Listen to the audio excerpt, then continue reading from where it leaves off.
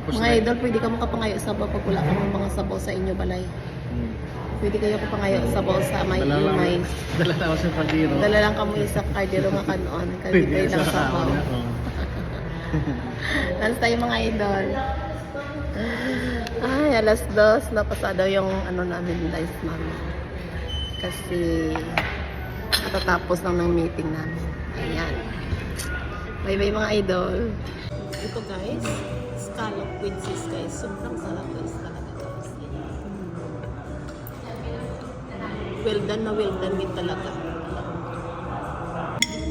Ayan guys, ang masasarap nila na pagkain guys, ito ang kangkong, crispy kangkong. Ayan. At saka, ano taga niya? Sibo di, ano kayo tiga? Bulalo. Sibo bulalo. Ayan.